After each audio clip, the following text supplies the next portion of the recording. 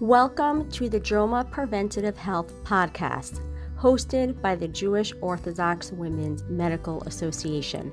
We provide you with up-to-date information on health topics geared towards the Orthodox Jewish community. This podcast content is provided for informational purposes only and is not intended as medical advice or as a substitute for the medical advice of a physician. Welcome to the Jewish Orthodox Women's Medical Association, or JOWMA podcast. I'm your host, Elisa Minkin. I'm a general pediatrician, and I'm really honored and really excited to be here today with another proud JOWMA member, Dr. Rachel Berman. Before I introduce Dr. Berman, I'm going to remind you, if there's any topic you want to hear, if you want to be interviewed, you know someone who you would like to hear interviewed, you have comments on any of the talks, please reach out to us at health, HEALTH, at jowma.org. We want to hear from you. Also, this talk was inspired by our Specialty Spotlight episode with Dr. Rachel Berman. Specialty Spotlight is a once-a-month feature, which I don't do the interviews for, but we have fantastic interviewers for. And one of the interviewers, I believe it was Hadassah, interviewed Dr. Berman about her work. She is assistant professor of pediatrics in the Division of Academic General Pediatrics at Children's Hospital at Montefiore and Albert Einstein College of Medicine. And she does a form of social medicine. So it's very interesting. She talked a lot about social determinants of health and structural determinants of health. And after I heard it, I really understood much more how important they were. And it was like my eyes were opened, and it's really changed even how I practice medicine. So I hope that people will listen to this. I think that there is a lot to learn from Dr. Berman on this topic. So back to her bio. Again, as I said before, she's assistant professor of pediatrics in the Division of Academic General Pediatrics at Children's Hospital at Montefiore and Albert Einstein College of Medicine. She earned her bachelor's in social anthropology at Harvard University in 2004 and her MD and master's of public health at Boston University School of Medicine and School of Public Health in 2010. She then completed her pediatric residency at the Boston Combined Residency Program in Pediatrics in 2013, followed by a residency in Preventive Medicine in Boston Medical Center in 2015. She practices general pediatrics, and she served as her clinic's clinician champion for social needs screening and referrals. She teaches residents and medical students, and through a grant from the American Medical Association's Reimagining Residency Initiative, she has been working to develop a curriculum on social and structural determinants of health for residents in pediatrics, internal medicine, family medicine, and obstetrics and gynecology. Most recently, she is participating in the 2022-2023 United Hospital Funds PEDS Network Fellowship program, which provides early career pediatricians with mentorship and support for projects that aim to improve health equity for young children and families. Her project specifically focuses on sharing opportunities for civic engagement with her patients and their families.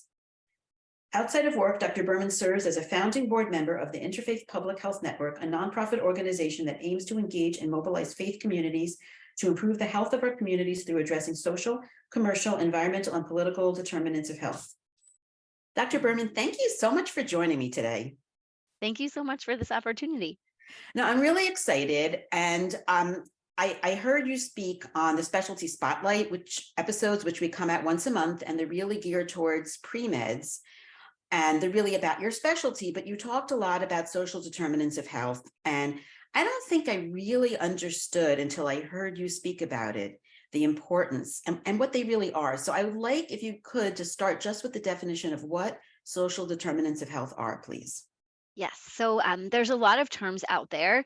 We throw around social determinants of health, social needs, structural determinants of health. So first, for social determinants of health, and this definition comes from the World Health Organization, they are the conditions or circumstances in which people are born, grow up, and age that affect their overall health, health risks, and quality of life. So for example, they tend to point to 5, like economic stability, neighborhood and built environment, education, access to healthcare, and social and community context. Now, very important, social determinants are not necessarily bad or harmful. I think our brains often jump there. They're just determinants that can have either positive or negative effects on our health. There's a concept, for example, called social integration, which is one's ability to actively participate in the social, cultural, economic, and political life in their community. So, being socially integrated would be a positive social determinant of health. So we know, though, that social determinants of health are not evenly distributed in our society. And what influences how they are distributed is the structural determinants of health. These are these larger forces that impact how our social needs, social determinants are distributed. Things like the social, economic, and political mechanisms that divide our societies into different social classes. And one major form, the one major key player, I would say, in these mechanisms would be discrimination of different kinds, whether it's due to gender, religion, race, ethnicity, immigration status, etc. Size. I did the implicit bias test for fat bias, and I found out that I am fat biased. I was very disappointed. Those are jarring to do, the implicit bias test, but they're important to do. Yeah, we don't realize it. We think that we're not biased, but we are. We all are Well, in a lot of ways. it's an adaptive mechanism to have bias, but it can also be harmful. So, Yeah, but being aware is, a big part, I think. So how did you get interested in all this? This is an unusual area of interest, yeah, I probably because think. I'm an anthropologist at heart, and I became a doctor. That's kind of how I ended up in this. But yeah, it's hard to pinpoint exactly. But again, I think it was really in college when I was studying. It was really medical anthropology that my eyes became opened to social and structural determinants of health. It was really interesting to me that our cultures, our physical and our social environments, more strongly impact our health and our well-being than the medical care that we receive. I was saying I'm not really such a science person. I'm more of an anthropology person. So for me, this was part of medicine that I could really relate to. And then also, I think Wait. I want you to say that slower because that was really important. Go back, I like please. what I learned during my medical anthropology courses was that our cultures and our physical and our social environments more strongly impact our health than the medical care that we receive. Whoa. So for me, that was very eye-opening. And made me more interested in social determinants of health. And also, there's a social justice component to all of this, Mhm. which for me was really passed down to me from my parents, probably my grandparents. So that's what led me to follow this path of studying social determinants and structural determinants of health. And you're also a pediatrician. Yes, and I think that is one of the reasons why I think I became a pediatrician is because we are more open to there's more of a holistic view when you're Mhm. taking care of a child because it's not just the child, but you have to talk to the all the members of the family, and there's a school situation that's involved, so it's the whole social piece. It makes it easier to be interested in social determinants of health as a pediatrician, I think. Yeah, I want to give a shout out to my old boss. I used to work in Brooklyn in a practice called Cortelia Road Pediatrics, and he used to call it Holistic Pediatrics with a W. People got that confused with holistic with an H, and a lot of them had a more alternative bent that were drawn to us, but it wasn't about alternative medicine at all. And he also was a social medicine person. I don't know if he did anthropology also in college. I kind of think that he did. His name is Dr. James Goff, and one is for him, this holistic holistic medicine title. Yeah, I love Um, that title. yeah. So now I really want to talk about why they're important. You mentioned that it's important. You mentioned that it affects our health more than the medical care, which I don't know that doctors fully understand that. Right. So I alluded to that, but these are a lot of different studies, but they've shown that only about 10 to 20% of our health is determined by the healthcare that we receive, and about 40% or more is determined by social and economic factors. Now, it's also important to note that social and economic factors deeply influence like these other contributors to our health, including our health behaviors. So things like smoking, how much exercise we get, also our access to healthcare and our physical environment are very much determined by social and economic factors. So I was saying there's been a lot of studies. That was a computerized model that gave those percentages, but a lot of studies have looked at, income and health, and also types of employment. And they've shown that, your level of income and also your type of employment might, is associated with your risk of having a heart attack. Also, people who have diabetes, depending on their income and their, the proximity that they live to a grocery store affects their management of their diabetes. And as you said, a lot of doctors don't realize this. I think like a lot of people in general don't realize the importance of social and structural determinants of health, because in our healthcare culture in the United States, we're less focused on health prevention, Mm-hmm. which again, the pediatricians have an advantage there because Mm-hmm. everything we do is prevention. And we're much more reactionary in our healthcare culture. We're focused more on treatment once someone already has the disease. Wait, right before I got on this podcast, I saw an ad for it wasn't an ad, it was an article about a program where people can call in for maternal mental health because they saw that maternal mental health is not doing well in this country. And so it's an emergency hotline that they can call in. And I said, well, that's nice. That's not a bad thing. It's a good thing. But to me, it's so reactive because it doesn't get to any of the problems that led to the decline in maternal mental health. Right. I think that's, there's like a larger discussion, but I think in the United States, we are reactionary like that. In other Mm-hmm. countries, and I have like beautiful slides that I share with our residents about this, but like with our life expectancy compared to other countries, and so much of it is related to how we spend our healthcare dollars. So we spend it much more on treatment. Other countries do more prevention, and part of that prevention is actually investing in social services, not just Right. investing in healthcare. So yes. Right. I've heard that there's going to be a push towards more value-based care. I feel like there already kind of is. I don't know. I'm not like an health economics person, so like Right, I feel right. like I that might mean, be a good thing. that Um, that could but change things. I mean, if we were making money from keeping people healthy, I mean, the bottom line is it's still an industry. It's still an yeah, industry. You still and it's need to make becoming. money. You need to make your shareholders happy. You need to show the value, right? So I don't know. I'm idealistic. I'm hoping that someday it will make money for people to be healthier because right now it doesn't. Yeah, and I think in general that's good to be incentivized by keeping our patients healthier. The problem is that if you're working in places where there's more social needs, it's going to create a larger gap with our like worse health equity in health inequities, because people who are coming from places where social determinants of health are you know, unevenly distributed are Oh, more negative, right? So if there's more social needs, then no matter what the doctor does, you're not gonna, be able to get these people as healthy as someone who's living in a, you know, more resource filled environment. You like to talk with obesity, right? So, I mean, we take care of so many kids who have obesity.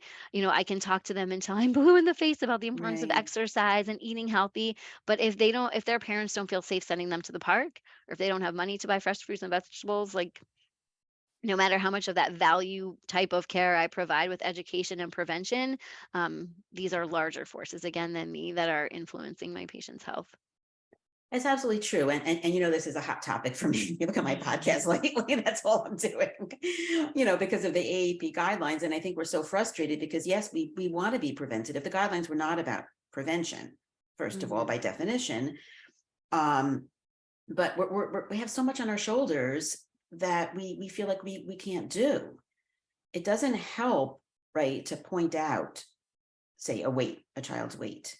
That's not therapeutic. That's not helpful. And so how do you address these needs? I mean, that is the big thing. I mean, I did want to ask also about adverse childhood events, but before we get to those, screening for these structural determinants of health or social determinants of health, should we be screening? Right. So that, what to do about them, right? Like how do we, when we feel stuck Mm-hmm. like that, right? When we talk to our patients, is a similar kind of problem when these needs are visible, whether it's revealed to you during, the parent tells you during a patient encounter, or whether you screen for them. And it's really complicated, because if the like in general we say only screen if you can intervene. So if you can Right. do something about it, ethically, it's not really ethical to screen if you can't do anything about it. If we don't have resources we can offer to a family, if we don't have like a social worker or a mental health provider who can, this is more screening for ACEs, which we'll get to, but if they're not available, then like some people would say don't screen at all. Um, and screening also has like this is another hot top term, is like unintended consequences. So there's a lot of these are sensitive questions that we're asking Mhm. families about social needs or about adverse childhood experiences. And if we ask them, we can actually erode the trust that we've developed with the Wow. family. Um, if you ask and then you can't do anything about it, like if I ask, like, do you have a stable living environment? And they say no, and I say, oh, okay, that's nice, and I move to Sorry. the next Yeah. thing. It's kind of like, why did I ask? Like now I've like the patient or the parent is, I've made myself vulnerable now, and they're not even going to do anything about it. I don't want to tell them about any of this kind of stuff again. So it can erode trust. And so and it can also like exacerbate already existing mental health problems. So if a parent is already stressed, but they've been able to sort of compartmentalize that a little bit, and then you bring it up and make it fresh and raw during, when you're talking about it, it's like, oh, that wound is like opened up again, Mm. about feeling homeless. So there's a lot of these unintended consequences, um, especially if you can't do anything about it. And so when we do screen, we need to make sure. And I think I'm definitely a proponent of screening. And there it's going to start to be required, like, or not required, but hospitals will be able to be reimbursed for screening for social needs in the near future. And so it's going to be it's going to happen more and more commonly that people are going to be screened for social determinants of health and adverse childhood experiences. Um, and so we are going to need to catch up our resources in order to make sure that screening is ethical. I do think that it's helpful, though, also just to get a sense of where my patients are. So knowing why this child's asthma still is not getting better, even though they're taking all their meds just like they should be, because you know what, there's mold that the Right. hasn't been fixed, or the heater is not working, or whatever it is. So I think it's like important information to have, even if I can't act on it. But again, it's so important to talk about it in a sensitive, culturally humble way. And so, But that's a really yeah. important point, that we really have to keep our resources up with what we're asking. Hmm. I mean, to do more harm than good by screening is not a good thing. No, no. Again, we But needing to invest our dollars in different ways, in preventive ways, as opposed to reactionary ways. I mean, every time I talk about this, I don't want people listening to be frustrated, and I really do. I'm putting out a cry now to other healthcare professionals. I know you're really busy, but in any way, if you can advocate for resources, those of you who are political, bless your souls, because I'm not. I mean, I'm not going to make this a political podcast, but I won't. It's a medical health podcast, but unfortunately, it's all intertwined. And I think we keep dancing around the fact that we just have inadequate preventative resources, Yeah. Yeah. I inadequate like social doing supports. advocacy. I'm not Yeah. like a loud sort of lobbyist advocate, but we say when I go with the American Academy of Pediatrics, we say we're here for the kids, right? We're not trying to be political, but ways to um, just keep our children healthier. And there is one very easy thing that you can do, if you come across, even if it's a friend. If you're a doctor listening, you can share this website with your patients. But also, if you have someone and it's a friend who's having trouble, it's called findhelp.org, and you can put in your zip code. I want to say that this is national, not just New York, but you can put in your zip code, and then there's different categories of needs that you might have, whether it's childcare, looking for employment, food, um, all these different categories that you can click on, and it'll give you a list of resources in your like local community.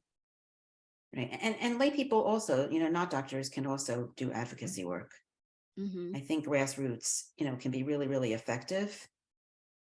Because I can tell you, as a pediatrician, I'm so frustrated by the inadequate coverage of mental health, eating disorders, nutrition. I mean, all of these things are so related to our health, and yet they're usually not covered. They're either not covered or there's just no providers available, Right, right, or both. or both.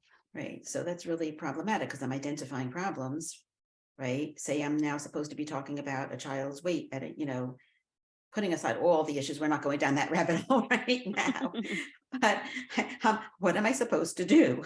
That's what I want to know. Yeah, I also think, and this is something that I've talked to one of my mentors about in doing screening for social needs in our clinic. And we are very fortunate. We have a community health worker that we can refer patients to who is like super knowledgeable about the community and the different resources we have. I'm in the Bronx. So, but if you have an established trusted relationship with someone, again, I'm talking doctor patient, but this could also be friend to friend, or teacher to student, or teacher to student's parent. Um, just asking and like showing that you care about these issues, because if the family has social needs, it's a struggle, right?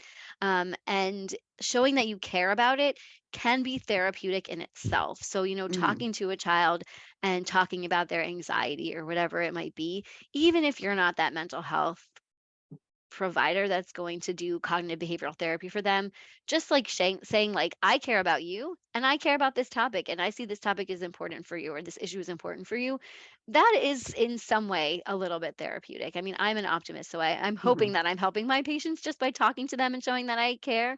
But I do think that it helps. I think it helps also to understand that when you're providing a treatment and you're open to the fact that the treatment might not really be realistic. Like this is just very like a silly example, not a silly example, but an obvious example is that when you prescribe an antibiotic and you tell a parent, here's your antibiotic to take 4 times a day for your child, right? Pretty much nobody can do that. No, I've not been able to get my kids to take antibiotics. Right. So I think pediatricians are really good about that. We try not to do anything more than twice a day, but to also know, do they have a refrigerator? Do they have working electricity? Like all of these kind of things. Do they have access to fresh fruits and vegetables before you tell them to go eat more fruits and vegetables? It sounds obvious, but even if you can't fix the problem, at least you're not going to berate them, which you shouldn't berate anyway. It should factor into how you do your care. Exactly. Just having awareness that this could be problematic for a family is really helpful in how you give them that anticipatory guidance. Yeah. Right. I mean, this is why I like to refer to a nutritionist and not just try to give pat standard nutrition advice to every family that, goes through. I only have a few minutes. It's not Right. going to be tailored. Right. Right. But a nutritionist can go through their daily schedule or the weekly Exactly. schedule and know when the parent's working, when they can cook at home and provide healthy food. Right. And we're working very hard. I'm part of Allied Pediatrics, which is a large pediatric supergroup. And we had someone who was our nutritionist. She left, and we are now creating a list so that we have coverage for everybody. All insurances, Medicaid, everything. We have to find somebody. We can't just throw up our hands and have no resources. It's not Yeah. okay.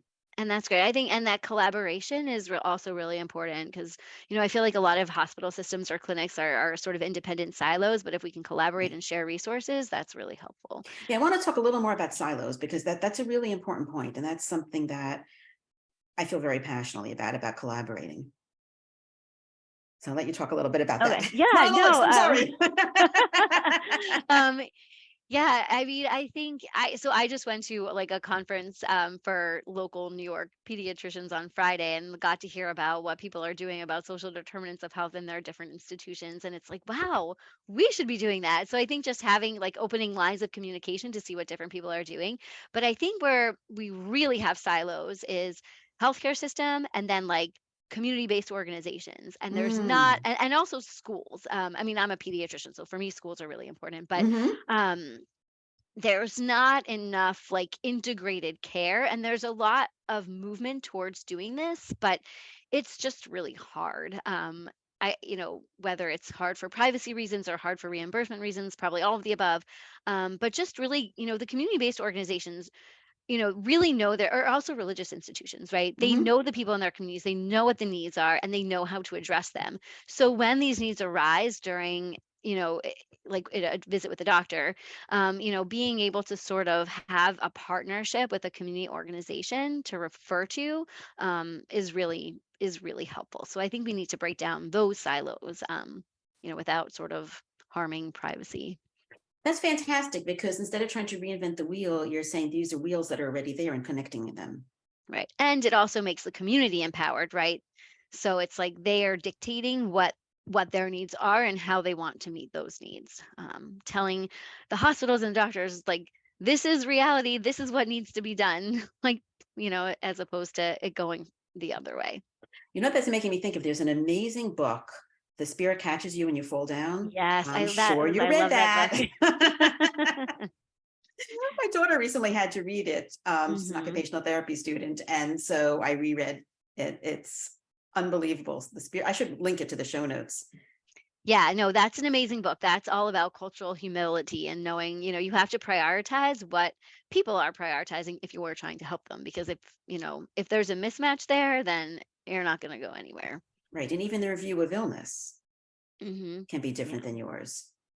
So I think that that's really important. But I love that idea of partnering. I was actually thinking of utilizing other, specialists like therapists, nutritionists, and stuff like that. I think there's silos there too, that people don't talk to each other, and that you can build a team, even if you don't have a multidisciplinary team integrated in, which is the ideal. And you kind of alluded to the fact that it's not working out so well for us in America. In most places, for whatever reason, we're not going to. Anyway, try not to stay. No, because I really want that. I mean, that it makes a huge difference to have a team. And even when you have integrated behavioral health, I listened to the Pediatric Meltdown podcast with Lita Gugino, and she had integrated behavioral health. It's huge. I mean, We have that. Yeah. And I didn't have it when I trained in Boston, and it is like makes a world of a difference. Social worker, psychologist. Yeah. So even if they're not physically present, but if you have their phone number, you can email them, just to have that partnership, with. And I feel bad saying it because it is, first of all, there's just HIPAA laws and privacy laws. And I feel like when it comes to social and mental health, there's like extra levels, extra, barriers to that privacy. I mean, privacy is good, but it just makes it so hard, and we're short on time. So, I don't want to say this like it's no big deal. And that's why I think that for the lay people, for the parents, the patients, to be helping pull it together, you can be the team leader here. You can help coordinate things. You can sign consent forms. You can make phone calls and really make it so much better. Have, people write letters to each other, send over. I mean, just trying to get the forms in from the specialists can be a part-time job. Yeah, no, it's a lot. It's a lot of paperwork. Yeah.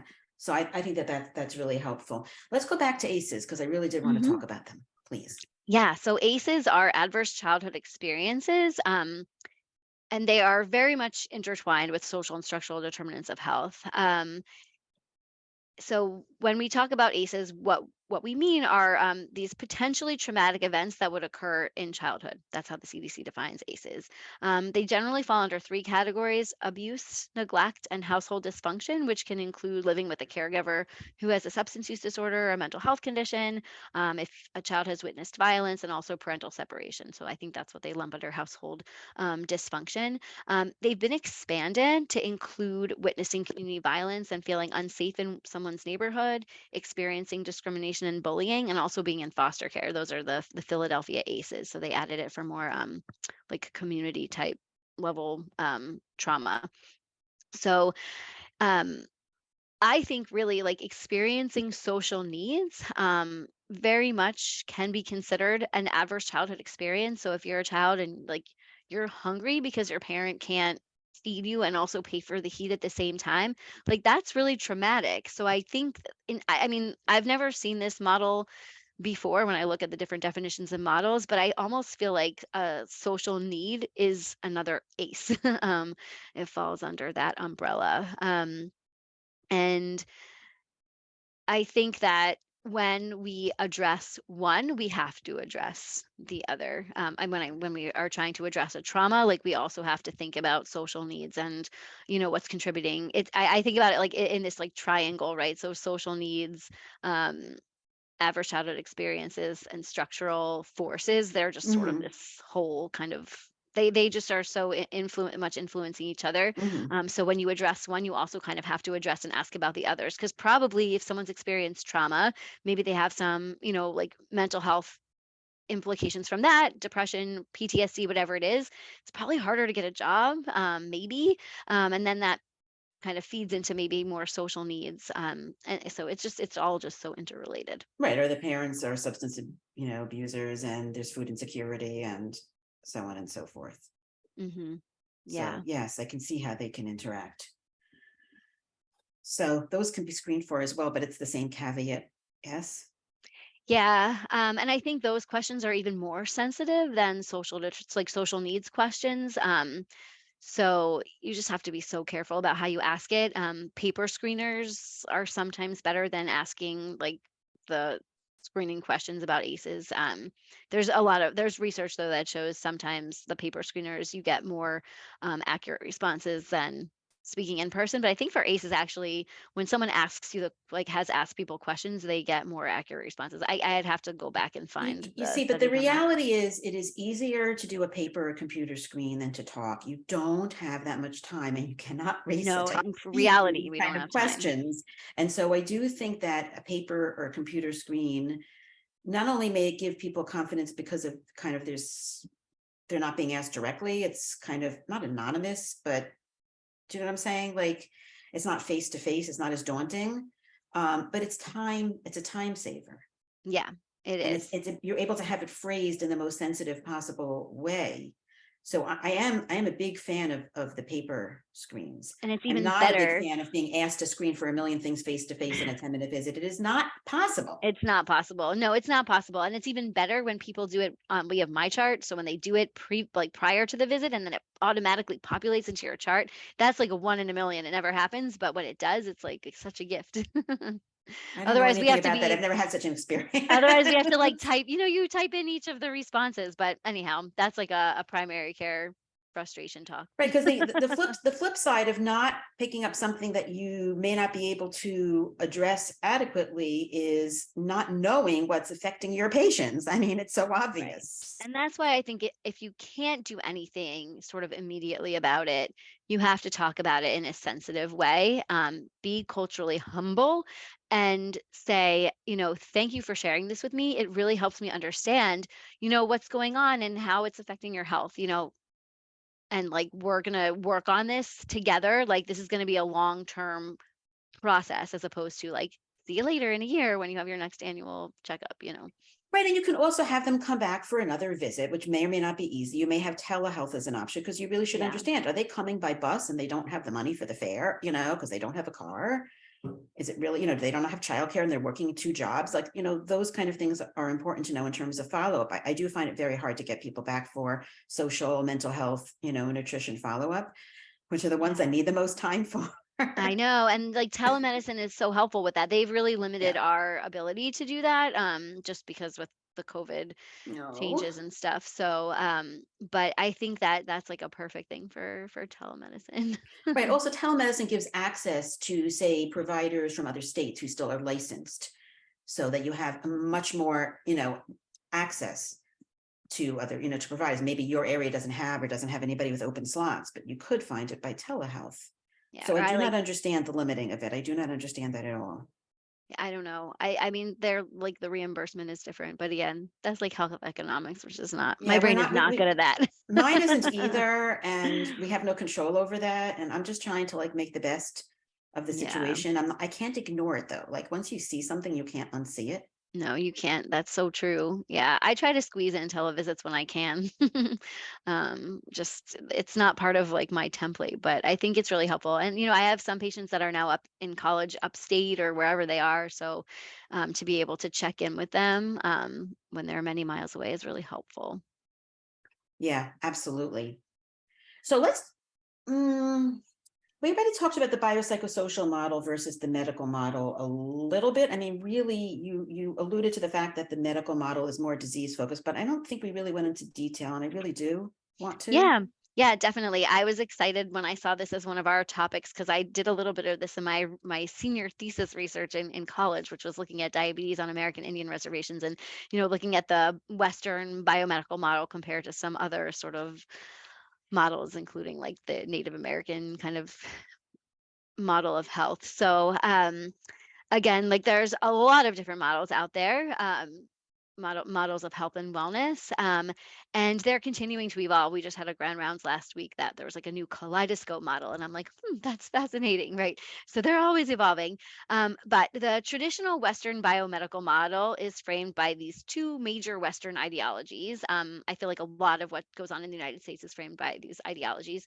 One is naturalism, or just like objective reality. You see it, that's it. That's truth.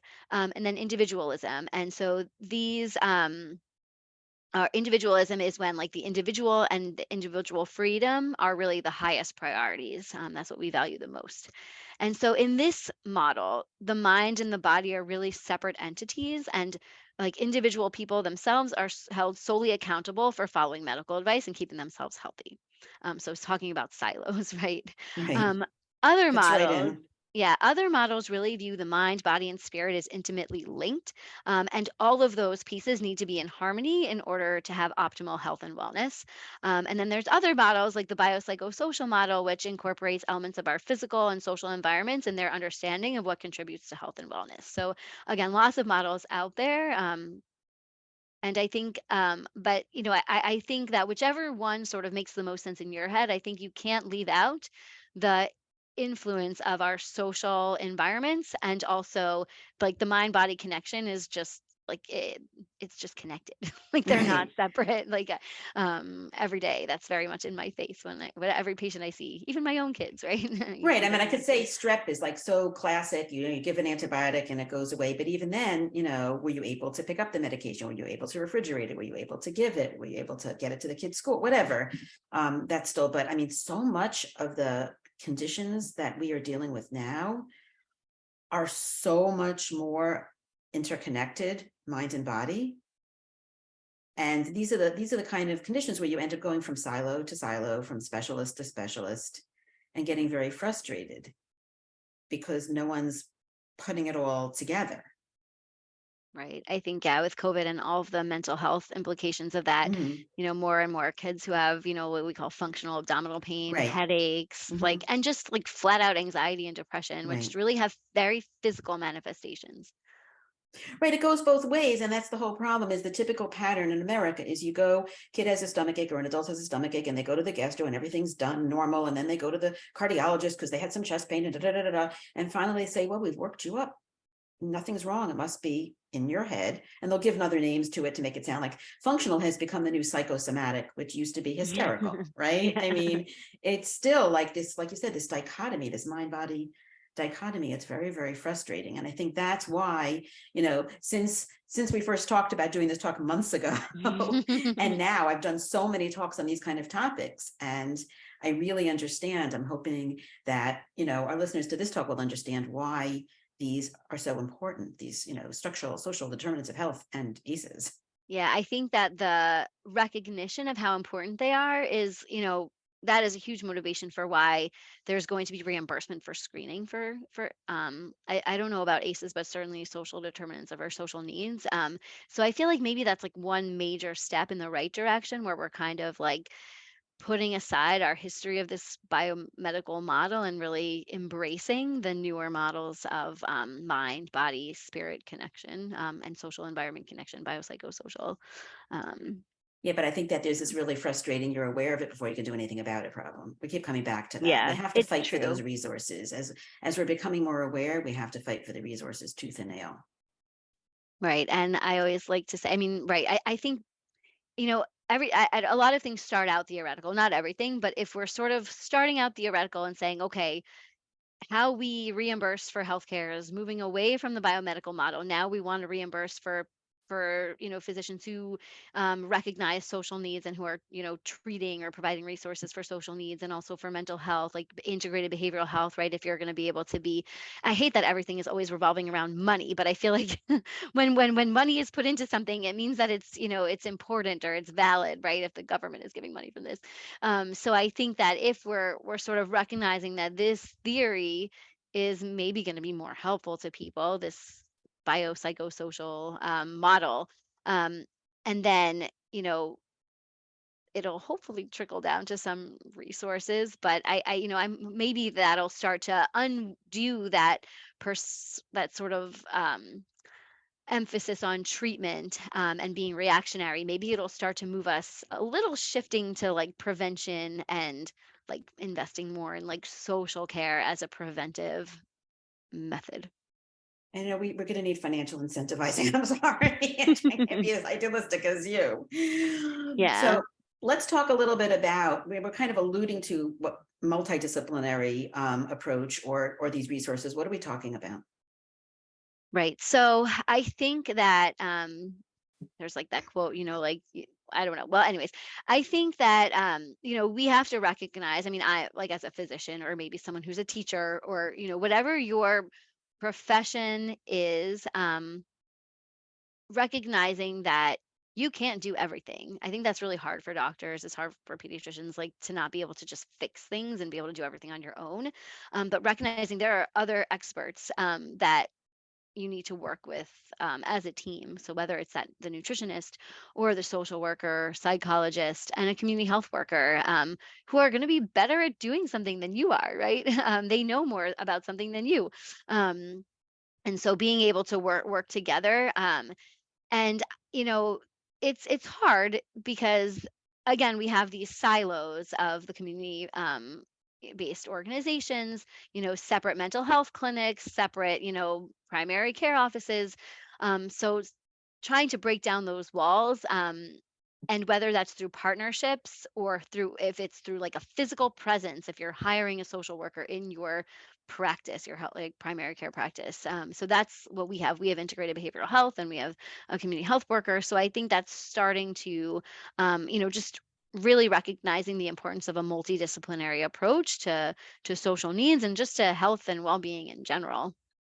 Right. I want to go back to something you said a while ago. You also mentioned the individualistic part of our culture.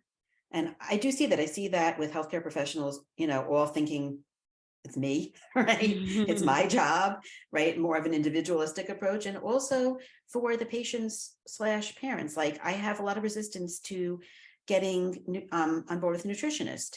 And it's not even necessarily related to access or coverage. It's Mhm. no, I know how to do this. I got this. Right. Yeah, I mean, they say it takes a village, right? And we all know this in our different communities, even though our like theoretical, like sort of Western culture is very individualistic. I don't think that's reality for most people. I mean, I guess it all depends. It depends on your community. I don't feel that in my community, but maybe I'm lucky. Right. So we all kind of look out for each other, take care of each other, help with different things going on.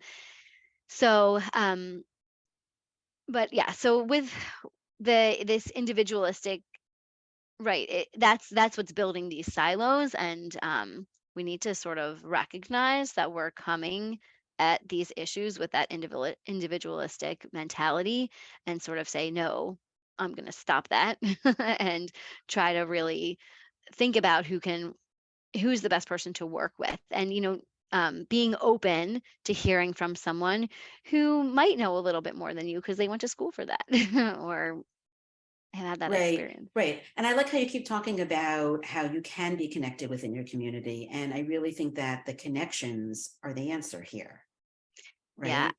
Yeah, and a lot of them are sort of informal connections, right? A lot of like word of mouth. So if you're a part of whatever community you're part of, you know who might be able to help you with different things, whether you need someone to be a babysitter or, if you're trying to find a job or whatever it is. And so there's a lot of these informal connections, and I think we really need to harness those and like build upon them. And that's why we need to speak. I mean, I'm an anthropologist, right? So not really in practice, but at heart. We need to speak to the people in the communities about like Right. what's working for you, what's successful. Because if it goes top down and I'm like a healthcare institution person and I say, oh, this will work for this community, and you're like totally missing Off what, base. yeah, Yeah. totally off base, and it's not going to work, and it's going to be a waste of resources. So I think really talking to people and finding out what they need and what they think is best to address it, but also like you mentioned before, like don't reinvent the wheel. Like most of the communities where we want to do, where we want to make any sort of changes, whether that's addressing social needs for health or whatever change it is, there's probably like the community has probably already recognized that need or that issue, and they're probably already doing something about it. So kind of find out what it is, and again, like invest in that. Um, Work with them on that. Right. So for example, you could have somebody from the community who has a certain service present to the doctors in the community so that they know about them, so that they can refer to them. Because what I was thinking before is, there may be things going through word of mouth, but only some people get that word of mouth and other people are missing out on it. Yeah, definitely. Another example. So we actually have like a food pantry, like next to my clinic. Like there's a community center, and like it took years, I think, for us to realize that it was there. So, Oh, wow. it's sort of like we don't, I walk by that building every day, but I've never gone into that building. And so I think just being willing to go into that building, and just talk to people in the community to figure out. What's already going on and spreading the word. Right. No, I think that that's really, really valuable. And you can find that out, say, as a healthcare professional by asking your families in your practice and Yeah. starting to, make lists. I just got a list of feeding therapists from a local gastroenterologist. I never thought to ask before. It's like 10 Mhm. pages long for all of Nassau, Suffolk, Queens. Oh, wow. Yeah. Right. So, I mean, we really have to have those resources and connect to them and not just think that it's just about, I'm going to refer to the gastro, I'm going to refer to the cardiologist. The other piece of it though too is if we're gonna try to partner more with community-based organizations or at least illuminate the services they provide, like it needs to be sustainable. Like they need to be funded somehow. Right. So which is part of the challenge. Right. No, for sure. I've been through that as well. Mhm. Okay. I wanted to have you talk just a minute about Maslow's hierarchy.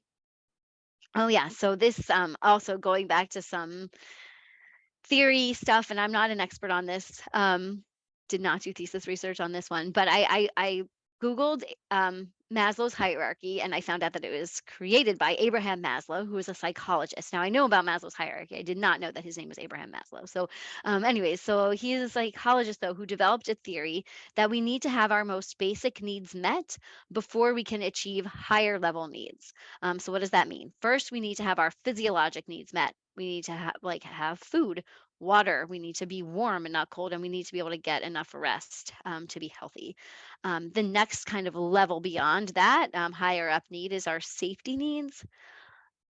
So making sure we feel safe, secure, not threatened. The next level beyond that is our needs for belongingness and love, and then also being able to give love. And then once we have those needs met, we feel like we belong, we feel loved, then we can focus on achieving these like higher level needs of self respect, respecting others. Um, Beyond that, our aesthetic needs, making our lives more beautiful. And then ultimately, we can achieve self actualization. So that was his like highest level need. That is when we reach our full potential and are like the best people that we can be. So the way like I think I when I first learned about this, like it kind of seemed like, developmental psychology, right? So as you grow older, you start to be able to meet those needs more independently, each of those different levels of the hierarchy.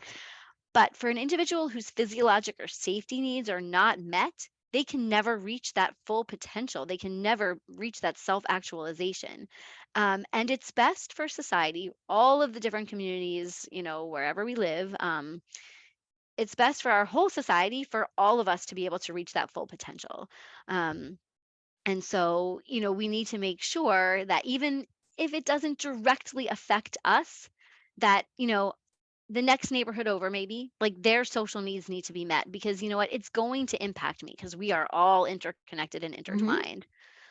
For someone who grows up in poverty or in a community where like women don't become doctors, right? Like that person might have so much potential, but it's not going to be actualized if some of their basic needs are not met, or even that belongingness, right? Feeling like you belong to a group of doctors or whatever it might be.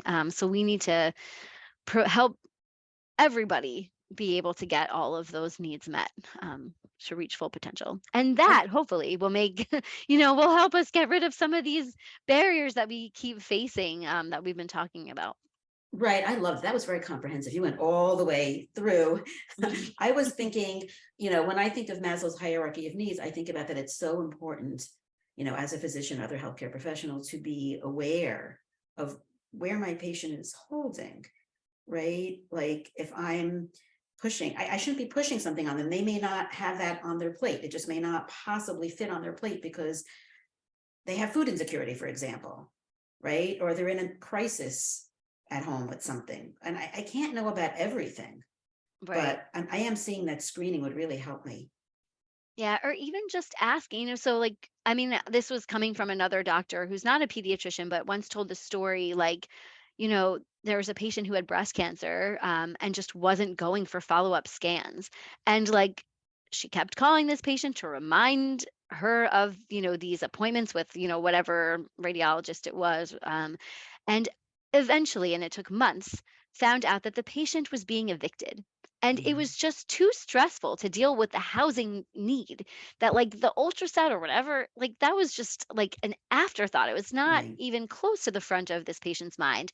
And so there's another movement. This is like, it's called What Matters to You. So I'm going to like Mm. give recognition of this movement. That's actually an international movement that I recently learned about. And so you can you can Google it and find it, but it's really like asking patients at the beginning, or whatever profession you are, or even if you're just like someone's friend, like, and you're getting together for coffee, like, what do you want to talk about today? What's going on in your Mm. life? What matters most to you today? What do you want to get out of this visit? And so that is like a huge thing, to be able to make sure you're on the same page as your patient, or as your friend, or whoever it is, as your student, and make sure that you're helping them meet their needs, without having that mismatch. I love that so much. I'm going to find that. I'm going to also try to link it in. That is phenomenal. I think you've given us a lot of food for thought. Anything else you want to add that we didn't cover? I don't know. I guess just, everyone, take care of each other. We're a much more like globally interconnected world than we ever were before. Especially we realize that with COVID. So just important, taking care of each other, taking care of yourself, right? The oxygen mask. And like, I think my biggest message is like, we need to invest in like social care and social services, Yeah, we because do. that otherwise we will not be able to, um, like we can't do healthcare without that. We really can. And sensitively, right? And awareness. I think there's so many pieces to this. I mean, there's so many subtopics we could have gone off on. This is just scratching the surface. But I'm really grateful to you for sharing all this information with us. Thank you so, so much. Thank you so much for having me, and for, bringing this topic to light. Absolutely. I'm going to wish you a good Shabbos and also a Chag Kasher V'Sameach. Yes, you too.